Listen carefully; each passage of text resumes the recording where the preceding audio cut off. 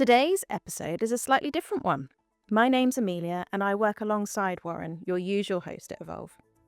Over the past few years on the Evolve to Succeed podcast, Warren's had the opportunity to speak with a number of founders and leaders who have built, scaled, and in many cases successfully exited their businesses. And what struck him in those conversations is that selling a business is rarely just a transaction. It's a process. One that involves not just financial decisions, but questions around identity, timing, leadership, family, and what comes next.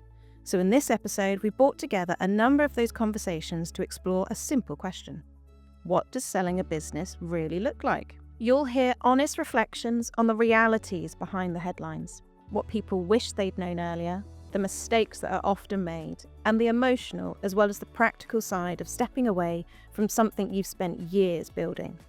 And if you're currently growing a business, thinking about succession, or simply starting to consider what the future might look like, I hope this gives you some really useful perspective. Selling any business is hard, right? And I think this is the thing, for people that are listening to this that haven't been through the process and they're thinking about it. Was it harder than you envisaged? Yes and no. Yes and no. I knew it would be difficult. I didn't know how frustrating it would become.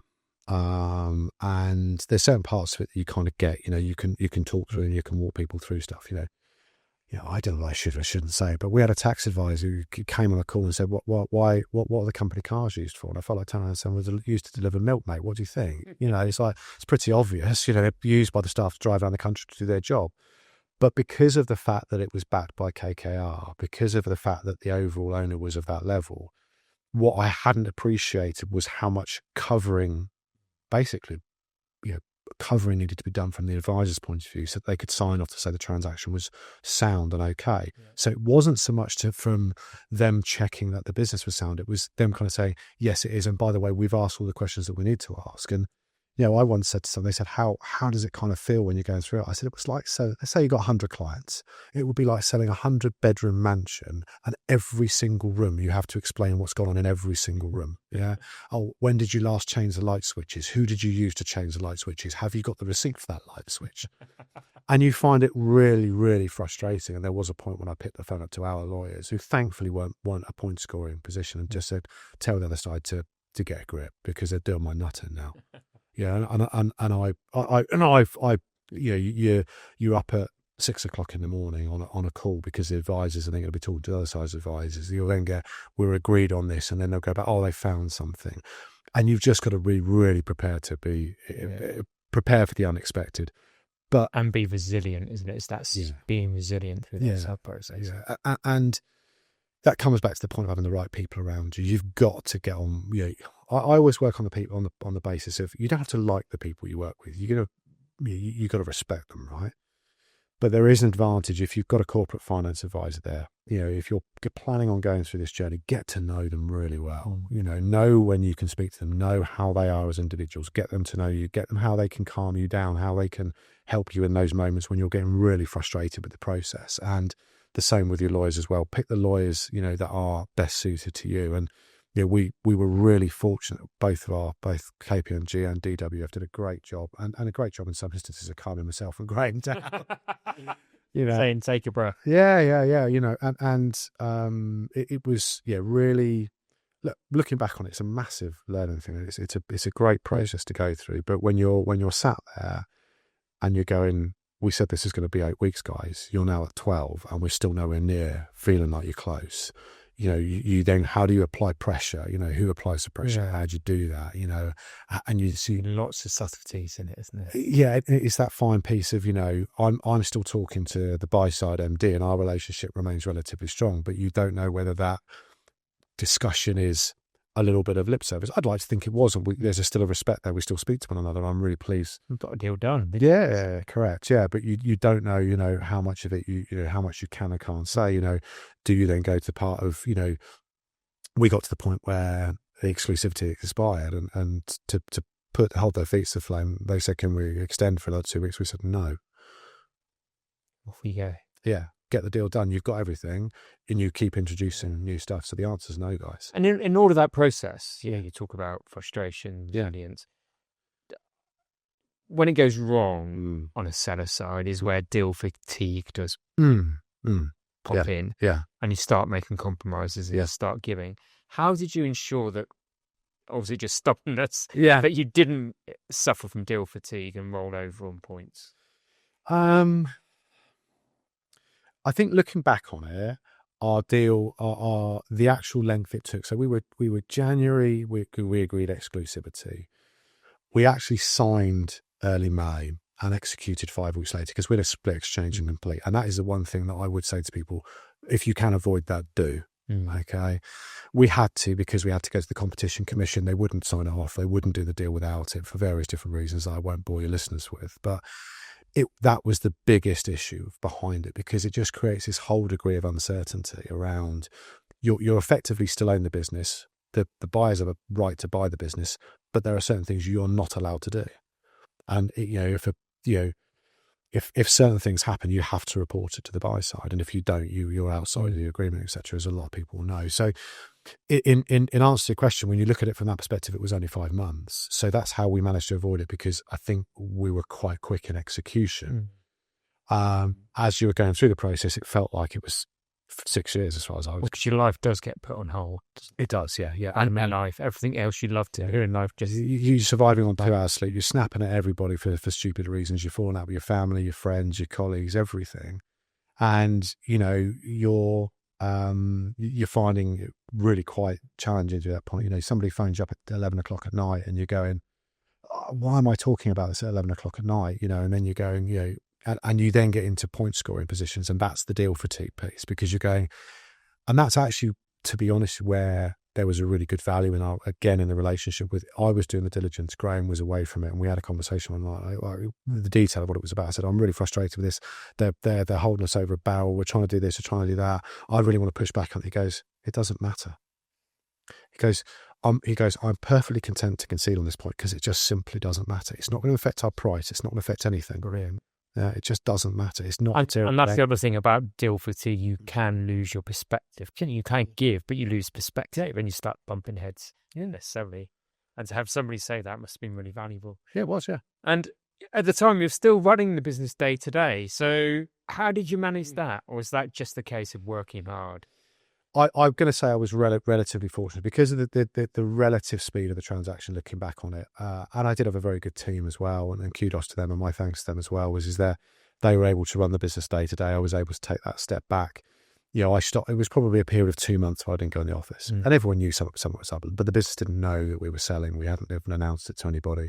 For the first couple of months I was coming into the office, I was still doing the diligence and dropping in and out. But when it got to that last part of intensity, barrage of calls and different questions coming in, I removed myself from the business entirely. So I was fortunate that, coming back to that, what would you do? How would you lead a team? How did my style change? I'm fortunate that actually when the exit came, it came when it did, because I think 6 or 7 years before that, the business would have needed me a lot more than what it did at the end. And it also pointed to the fact it was the right time for me to exit, because I went with the transaction. The company needed security to know that it was going to be okay. I think the brand was ready, though. The brand was ready to, I always sort of likened it to being at school. It was kind of leaving university. It was ready to move on to something a bit more grown up and have some grown up wings that could actually take it places, because we knew it worked. We knew the product sold. We knew we were different in our packaging, in our ingredients. It was a refreshing iced coffee, not a dessert, which a lot of the competitors are. And we just knew that it was ready to fly with someone else that was not us, because we are not those people. No. And we certainly had not. We don't have the skills or the expertise or the bank account to be a Coke. We're not. We're two siblings from Dorset and Dubai, but great admiration, because not a lot of people sometimes have that moment of realization that they've taken the business as far, they're still in love with it. They still love the product, but they've taken it as far as they're able or willing to take it. And that's a very... I admire you for that. Yeah, well, as soon as it just gets out of control, you just let go of the reins. Yeah. And you don't want it to get to that point. You want to see that it's gonna. You want to, and we could actually foresee it coming, and we're like, this is where we need to start stepping back a little bit. And go a bit. You talk about, introduce us to some buyers of the company, and then kind of do the whole courting game and go through the whole process and then go. Because we had approaches, from a very young age, actually, a young age of the business, and one got quite serious, and we actually said to each other, no, we're actually really happy. We're loving the journey at the moment. So thanks, but no thanks. Which, you sort of look back, and I'm glad we said no, because we were having too much fun at the time, and that's great. And it was good It's a really good point, though. it's good to recognise that. And equally, Dragon's Den was another one back in the day, early days. We turned up and did our interview with them, dressed in our morph suits and our carton dresses again. And the director was like, we absolutely want you on. You'll make great telly. This will be great. And then they offered it to us. And Jim was just like, absolutely no way are we going to be known to be the brand that made it because of Dragon's Den, like the reggae story. Yeah. And our roles were different then. So I was in sales and production, and I was just like, but we need the awareness, and this will give us the awareness. And that means we can make more product, and means we can pay Framptons, which mean, and Jim was absolutely like, no, we will make this on our own. I was like, okay. And twice they came back to us and were like, please come on. And I was like, no, really I'm sorry. still really glad that we didn't. I'm really glad we didn't, but it would have been a quicker success story. But then actually quicker doesn't mean you've got deeper foundations. Yeah, quicker doesn't mean better, no, does it? It doesn't. So we're now in June 24, sold the business July 23. What was that feeling you had the day? I want to come on and talk about life since, but what was that feeling you had the day you sold the business? Can you reflect? I was exhausted because the lead up was so quick. Once we had finalised the buyer and the time we had, our lawyers said, no, it's literally, well, not literally, it's virtually impossible to do this in 9 days. This sort of thing should take 2 to 3 months. There was post final offer. They then typically need to do the due diligence work, which takes 2 or 3 months, but they wanted it done within 5 working days. And so we were like, is this gonna? Well, they want it done, and our M&A guys, the lawyers, they're like, nah, this just does not happen, and it happened. So by the time we did the actual sale, we were like, still in the mode of there's probably still another couple of months, but it had already been done, right? Which was just Trothowans, who are our legal team, big up. They're fantastic. Absolute turbo legends. But it was the coolest dudes on earth. Screens Fantastic. up all at our own dining tables, 3 a.m. Everyone trying to get every shareholder to sign documents, and I mean, people say, oh, the last bit is nearly killed me, and I was thinking, no, I'm not going to let it. It'll be fine. But it was absolutely just exhausting, and it's you're learning because you've never done it before. And I actually it was another one of those, we need to get another witness signature. So I drove round to Jim's, I had my slippers on, and I'm like, get in the car, and we drove into Tuckton and pulled up outside this little bar where this lovely lady that owns it was our sort of witness. And I was like, can you start witness this? So we were in there, and then all of a sudden we got a call to say, right, it's we're going to complete in 15 minutes. And we said, what? So we didn't have time to go home and get changed or, look half decent. So we grabbed it, we told our families to get to the bar. And then we were like, right, we were sent this link. So log on to this Zoom link. And so we sort of logged on. And it was great having enough time, wasn't it? Because everyone all of our absolute closest, nearest and dearest managed to turn up before we had this link that we needed to go on to. Yeah.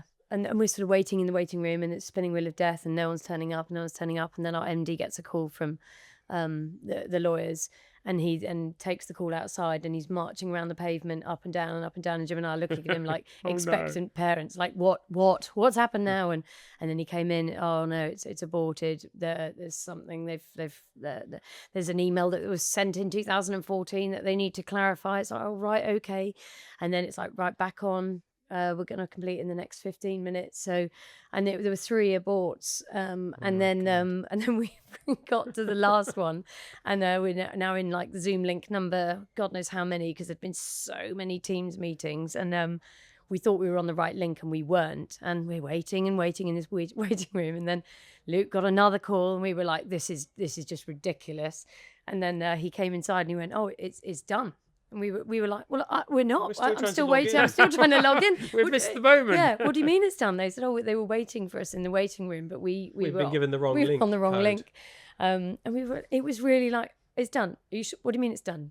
Are you, hang on a minute. What, it was just really like I don't know, it wasn't all the things you think it's going to be like, wow. It was just like, hang on. It was so good to have everyone there, though. It was we like properly amazing. celebrated that night. It was really lovely. But then we had a big thing with the next day. We had to go and tell all of our crew because they knew nothing about this. So we then had to go prepare this massive speech and then go and deliver that to all the crew. We had to get everyone from as far as Scotland, because that's how far we have had a road crew, and get everyone down without sort of alarming them. Like, no need to worry, but everyone needs to meet in the office tomorrow at 8:00. Yeah, you fly down, you get across. And it was like, oh my God, what's happening? It can only be one thing. Yeah. And then we broke the news to them, and then we sort of had to hand over our keys and our email accounts and then sort of walk out, and it was like, oh Right. and then you're a Gmail person, and no one's emailing you. So that was weird. A lot of this conversation, what I'm hearing, and is about having a plan, isn't it? And that whether you're a family business or just an entrepreneurial owner managed business. Well, as soon as I got involved, we were then looking at the next succession. Yeah. So we've got an important family succession bit coming up this May, because my cousin's retiring. He and I are the past it generation. We're seventh generation, and the eighth generation are now the now generation. So that we're appointing a new family director. She's age 35, and then we have this role, which is a next gen family role, which is a training role on the board, and we're appointing new ones. So you can just feel the shift in the things, but it's all planned. Escalating, bringing them through. It's all planned out, and there's another family member who works with it within the business as such. And then on the executive side, again, we've had a very settled senior team, and we've just altered that a bit to create more space, because otherwise that senior team, who are great, we want to keep, but if that's the same for too long, then you've got people bumping against it. So we're just reallocating and reorganizing things internally a bit to give more space and more opportunity for people to grow and excel. See the next thing. So it's across the whole board that we're permanently thinking about that. I'm going to have to refer to my cards, because your MD, Matt Kersey, came out with a great quote recently, and I think it was as you'd won the 2025 award for Best Managed Pub Company. So congratulations. Thank you. Feels a bit harsh to quote to him and ask you a question on it. But his quote was that he felt that the business had now successfully weathered the storm. I assume that was a reference to the pandemic and everything that came after. But he stated that you'd successfully weathered the storm, and that mindset now needed a change to a renewed sense of determination and ambition. How does that show up in the business day in, day out? And if I went and spoke to the team out there, would they resonate with that? Yeah, absolutely. Because I think always the danger, you have a good run. We've had a good run we've gone through recovery into really driving the business forward. And you don't survive for 250 years, and you're not going to survive for another 250 years if you think your job's done when you've done that. Actually, it's a bit like, the kids' football team at halftime, they're 6-0 up, and you tell them, look, it's 0-0, you've got to start again. And that's the reality of it, because you may be at that position, but that can erode so quickly. So actually, you just got to start again. It's that mindset, again, coming back to innovation doesn't happen by chance. You've got to be lucky, with your innovation, but actually you've got to keep pushing it. And, Matt is really, really, clear and quite rightly about that okay, we've done fine, but that's done now. Let's celebrate that, which we did. And ambition to go again. Now we've got to go again. And it's as simple as that, really. But that comes to an interesting point, and we touched on it when we met for a coffee, is that actually an owner-managed business is about your co-founder, isn't it? Yes. But to go through an exit, you've got to start to remove that reliance. Absolutely. And that can be very difficult. How did you go? I assume you succeeded in doing that. How did you go about doing that, Lincoln? I think it was about when I realised that the schoolwear sector was so big and so mature, with steeped in history back to textiles, and to have a company that was 6, 7 years old. The brand was 6, 7 years old. Was nothing. Was just, you know, they would try brands, they'd pour money into it, and then they'd go on and do something else. Just the amount of money that was moving around in that industry. And so I think the reality was then, okay, can I imagine this brand being owned by these players? And I think with some businesses, there's a huge amount of opportunity in terms of being able to sell to, you know, the VCs and the people in the same marketplace. But we were kind of restricted to 3. And if those 3 weren't interested, you know, we were still on our own. And they'd already said no once. And so I think it was about imagining that product, this shoe, this brand, under their umbrella. And would that work? Right. And would their team be able to sell it? And that's where we are today. And that made you then decide you had to step away and not be the face, effectively. Yes. I then became the face of the transition. Yeah. It's interesting. You know, started to sell to them to say how well they could do with it and what they could do with it. And how did that all, so you said you approached them, all 3, those turned you down and weren't interested in the proposition. How did the actual exit therefore come about? How did you actually get one of them intrigued enough to have the conversations and ultimately to do the acquisition? Well, they didn't say no, they just didn't do it. Right. Which is no, right? Yeah. Which is, and there was a lot of curiosity. Yeah. And what's interesting, I think, in building a business and the journey, if I look back on it, the curiosity is huge.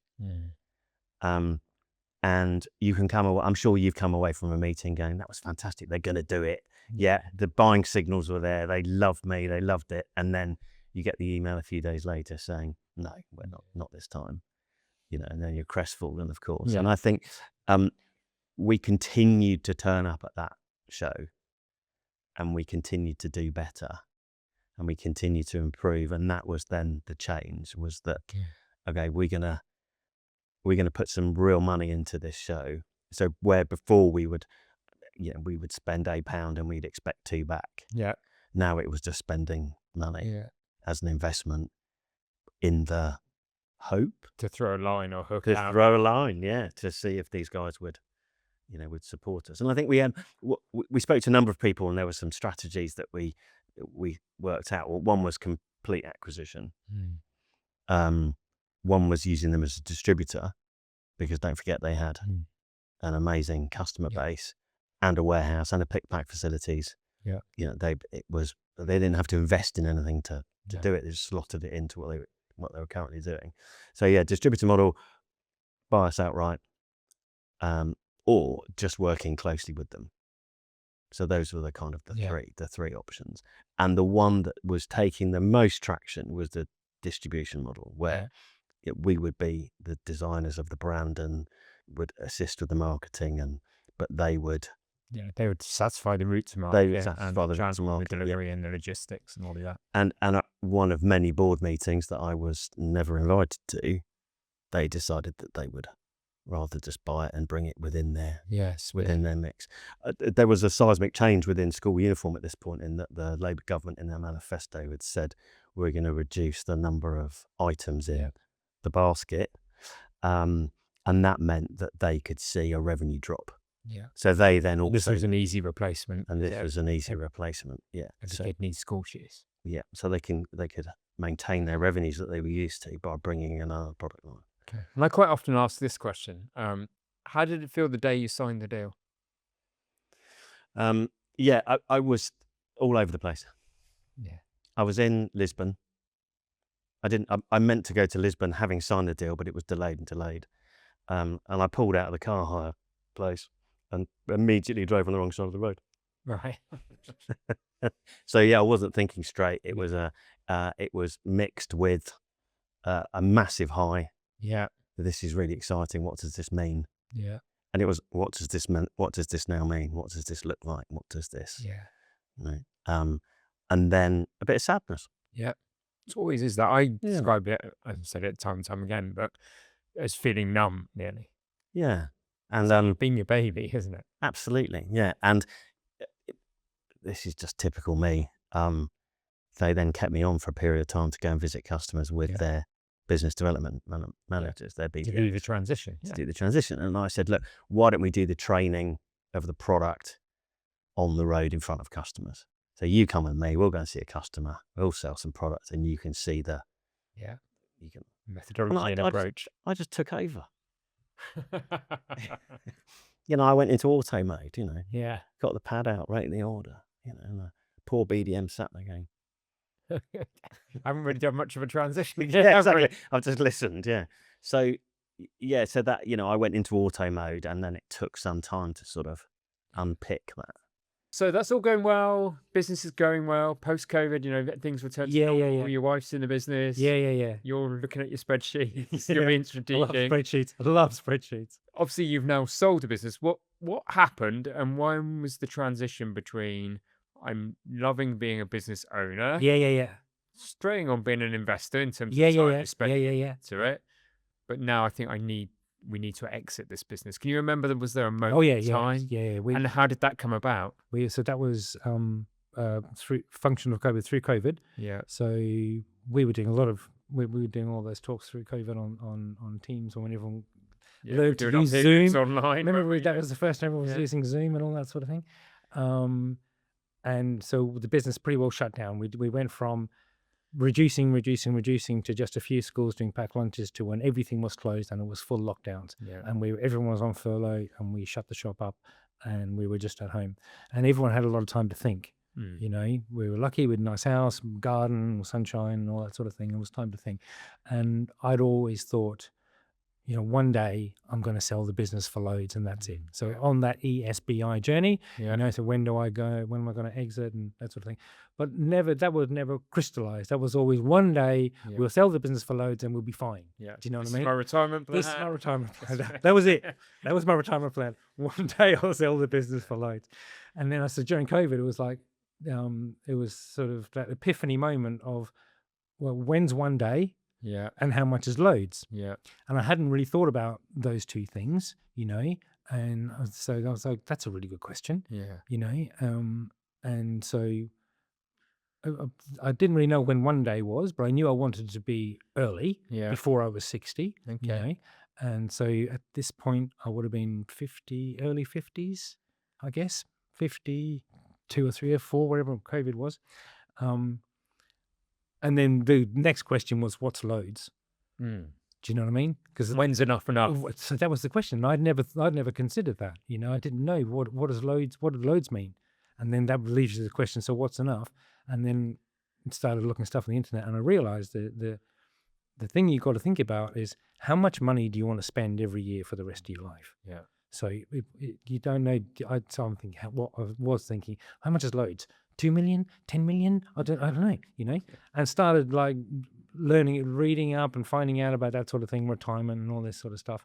And I worked out there's a fundamental thing called a 4% rule. Yeah.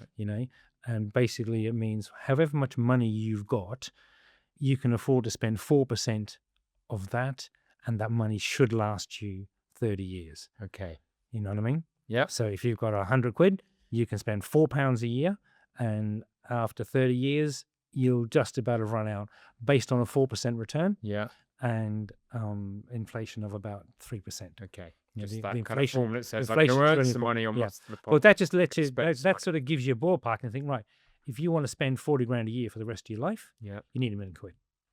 Just forget about the national pension and that sort of thing, If you think, me and my wife, we want to live a lifestyle of 80 grand a year to spend, you need £2 million. Yeah. Right? So that was really, it was like, oh, wow. That was the moment. That was the moment. I'm like, shit, okay, spreadsheets. Here we go. So I started working on the spreadsheet, building the spreadsheet, and refined it, So we picked our number. Yeah. And said, that's enough. Yeah. And we were sort of halfway there anyway. And I said, right, so was that an easy consensus to get between you, or did that need some debate? Oh, yeah. My wife's I'm so lucky. She hates shopping. She's frugal, she likes holidays and that sort of thing. But like Mickey is like, I'm the idiot as far as, can I have a fancy watch, or, oh, you had a car and all that sort of stuff. She just goes, you're just a fool. So the issue was I wanted You wanted loads more than she did, And she's, and I said, well, listen, I'm not going to be happy unless I do that. And also there's an ego aspect in that as well. You want to say, I did it.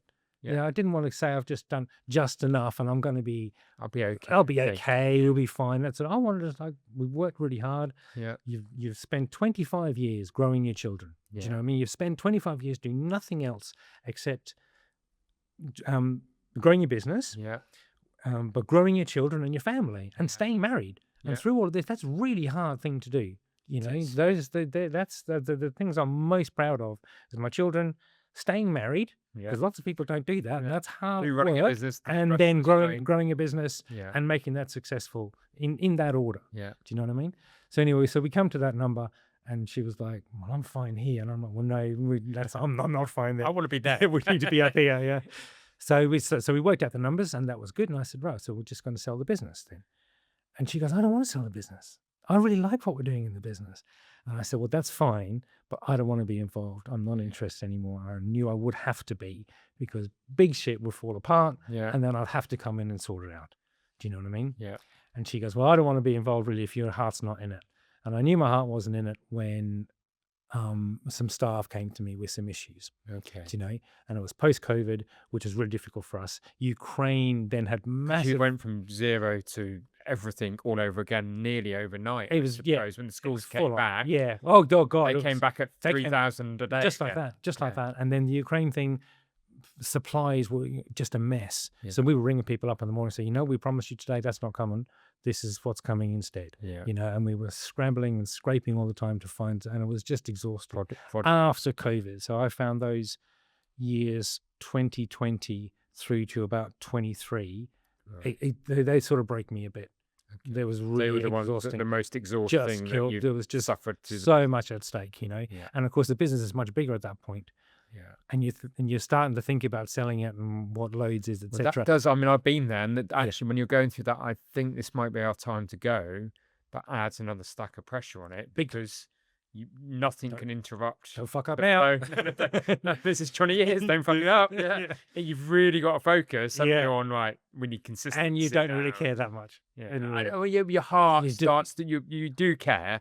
But your heart and your mind are starting to drift somewhere else. That's a really nice way to put it. And that could be really very dangerous. Yeah. Very because dangerous. If it doesn't, So my staff came to me at one point with something, and I remember normally I would be, oh my God, I'm really sorry. What can I do to help? Yeah. Do you know what I mean? So we're one of the things I'm very proud of is we've always had very high staff retention. Yeah. People tend to come, and so if they're there in 6 weeks, they'll probably be there in 6 years. Was the expression we had. Very transient industry. In a very transient industry, exactly.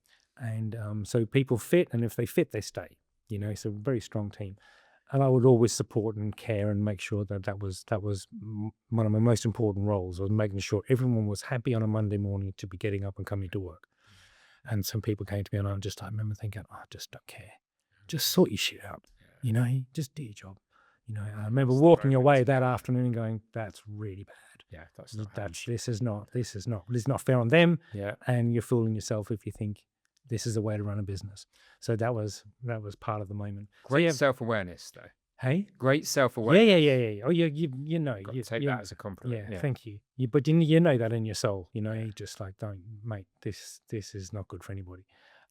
So then we said, right. So we need to tidy everything up. But we'd always been very, very good with the business. I've always wanted to go to bed at night not worrying about any tax implications or VAT audits or anything like that. Yeah. So we've been 100% above board. Everything was what you see is what you get. Yeah. So we just tidied stuff up a lot. Started to put operations manuals, much more detailed stuff in place, providing evidence that I'm very rarely there. Do you know what I mean? And Mickey was doing a brilliant job on the books anyway. So we I got the sales to the point, or got the business to its absolute capacity where it was in the premises it was in. Like this was creaking at the walls, and I had to knock back clients, in the year before we had schools come to us, and I said, I'm really sorry, we're full. And it was also frustrating me that, oh my God, I could take this business, I could double this business in the next. And that's the point, is that you've either got, I'm going to go for exit or I'm going to grow again. Yeah. But that's another 3-year. Oh, easy. It would have been we would have moved premises again, would have set up a whole new kitchen. So that would have been £500,000 spend. Yeah. Do you know what I mean? And I was like, I didn't want to put my own money back in at that point because I worked really hard to get it out, do you know? And I wasn't interested in having debt with the bank again, you know. And I was like, and at the moment the business is caning it, and it's just the right time. It's just a cash machine. It's just throwing off cash, you know. And it was great. We were just hammering cash into the pension, and it was just going great. And I said, okay, this is really stupid. You know, here's some business that could just fly with a bit of money and people behind it. Somebody that wants to invest in it. If I was 40, I'd be all over it. Do you know what I mean? But I wasn't. So we made that decision. We went with one broker and didn't get any bites. We had a couple of nibbles, but didn't get any bites. So I was like, okay, that's fine. Then went back to a generic business broker. Okay. Yeah. We went with a specialist, but he normally dealt with much higher value businesses, you know. So he said, I'll do this as a favor to you. But I think we were a bit too small for his skills. So I went to one of those generic Kings or Blacks, sort of, I think that's what they're called. And we chose one, we gave them $5,000, and we started getting interest, you know, and said they wouldn't believe me when I was telling him like the business, because I'd built the business absolutely deliberately for selling. Yeah. You know, so yes, what you see here, yes, it makes that much money. Yes, we take out that much money in the pensions. Yeah. And yes, I'm never here. This is everything it says. The ideal business. And they're like, no, everyone says that, you know, and I know. It really is, you know. So we had 3 people start to get really interested. And that was good. That was really nice, actually. They're all coming up with enough money. Yeah. And so we were in the luxury position of being able to choose who I thought was going to be the best person for the business and my staff. Okay. And I was going to say, what was the criteria? It was the person that was going to look after the business and the team. Yeah. Once they came up with enough money. Yeah. Once they hit them. Once they hit the numbers. Competitive process. It wasn't about turning the. No, I didn't need to. I'm like, I've got enough money. Who was going to be the right? Who's going to look after my people? I've had one lad with me for 20 years, since he was 17. He's never worked anywhere else in his life. Yeah. He thinks that's normal. You know, it's just, you know, so it's yeah. So we went with these people, a couple of young lads from the city who were getting themselves out. They were fund managers in the city. It was really funny. We met them for the first time at a pub, right? Okay. And these 2 young lads walked in who were like 30, 31, right? And they come and sit down, and I'm like, where's your dad? It's terrible. And so they were really nice young lads, you know. And we went through due diligence, you know, and they were like, okay. Mickey was delighted because they came back like, these guys knew their stuff. They've now got a portfolio of 13 sort of £1 to £3 million turnover businesses. Okay, that's their model. That's what they're doing. It's a common thing now in America.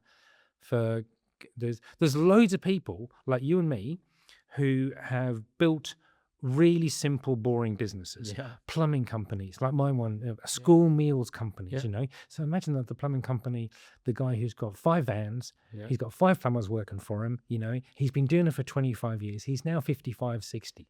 The business is probably turning over 2 million quid a year. It's probably throwing off 400 or 500 grand for him. Yeah. Do you know what I mean? And his kids don't want it. No. Okay. He's not on social media. He doesn't do Instagram, or, you know, there's no TikTok account for his plumbing business, that sort of thing. It's a brilliant business. Yeah. So people in America recognize this, that there's people of early Gen Xers like us and late baby boomers who are trying to get out. Yeah. And they've got these really lovely businesses that no one wants. So they're coming in and buying them and tidying them up and building a portfolio of them. It's a cute model. It's really clever. So that's a common thing now in the States. And these 2 guys are doing exactly that. They're taking all their fund manager money that they've made in the last sort of 6 years. They're bored of it. Yeah. They're like, I really don't want to do spreadsheets anymore. You know, one of them is running a Japanese hedge fund. One of them was running a African bonds fund. Okay. You know, so they like maths geniuses. And so they're doing it. They're finding businesses just like mine, where and the most important thing for them in due diligence was the money is correct and we don't need to be there on a day-to-day basis. And Mickey was delighted because they said we bought 10 at that point, and they said these are the best books we've ever seen. They're beautiful. They said, beautiful. They were charmers. And Mickey was like, oh my God, And we're selling to that. Yeah, exactly. So we went through the whole thing, went through the due diligence process, which was good and terrifying. And then the closer you get to the end, of course. Yeah. So now, like you're getting it. So it takes like 6 months or so, and there's all the legals and all that sort of stuff. And then you find we had a mess up. One of our managers quit. Okay. In the middle of the due diligence process, and of course we couldn't tell any of the staff that's what's going on. And and these guys were like, well, hang on a minute, we're not interested. Yeah, we need that remote work. This is the whole point of this show. So we said fine. So we changed the structure of the deal a bit to allow us to find time to get someone else and teach them, and all that was fine. But as you get closer and closer to the end, and you're in the last sort of 4 weeks. At that point, lucky enough, we chose very nice people who were honest and trustworthy. But they could have shafted me in that last 4 weeks. You've got deal attrition at that point. You're at the other side of the deal. I'm there. I'm already spending the money. I'm trying not to spend the money in my mind. I'm trying. But all I can see is 31st of July 2024 was when the deal went through. All I could see was life after that at that point. And they could have come in and they could have taken 30% off, and I probably still would have taken it, because I was done in my mind. I was done with that business. Yeah, I was finished with that business. Yeah, but it all went through. Yeah, and congratulations. Thank you very much. It all went through. It was really cool. We were in Paris when the deal went through for the Olympics, and the money came through. And we were in Paris, and I said, "Come on, we're going to a restaurant." And for the first time in my life, went into a restaurant. I said, a bottle of champagne, please. Brilliant. And it was cool. That's one of the pinch moments. It was one of those things. It was just like, and it takes ages for it to sink in, but you sort of, you've done that. Yeah. 3 tips to somebody that's thinking of starting that process towards exit. What would your 3 tips be, Declan? One, work out how much you need. Yeah. Okay. When's enough enough? Yeah. When's enough? Or make sure your books are beautiful. Yeah. Have everything, like 2 years worth of books that are just clean, and as much detail as possible in there for them to go through, and be a people independent systems and process operation. That's what people that you get your high multiples when they can see the business is a standalone operation and there's no owner in there who needs it. Yeah. Do you know what I mean? So they're the 3 things: people independent systems and process operations, beautiful, clean, shiny books, and know your number, and don't be prepared to change the number. Listening back to these conversations, one thing becomes very clear. There's no single way to sell a business. Every journey is different, shaped by the people, the timing, the circumstances, and often what the founder ultimately wants from the next phase of their life. But there are some common themes: the importance of preparation, the value of building something that can operate beyond you, and the reality that the emotional side of the process is just as significant as the financial one. For many, the exit itself isn't really the end. It's a transition into something new, whether there's another venture, a different pace of life, or simply the space to reflect on what's been achieved. If there's one takeaway, it's probably this: the earlier you start thinking about what good looks like for you, the more options you tend to create in the future. And if that's something you're currently considering, it's an area we spend a lot of time supporting businesses with at Evolve. Typically, that starts with understanding you and your business, what you've built, what matters most, and what a successful outcome looks like for you personally. From there, it's about putting a clear, practical plan in place to strengthen leadership, develop the right people, and prepare the business so it can operate successfully beyond you. And importantly, staying alongside you throughout that process as a sounding board to help maintain momentum and keep things moving in the right direction. But for now, I hope some of the reflections shared here have been useful. As always, thank you for listening and for the continued support of the podcast. If I can ask you to do just one thing, please subscribe to this podcast on YouTube. It takes less than 2 seconds and it really helps us bring these episodes to you.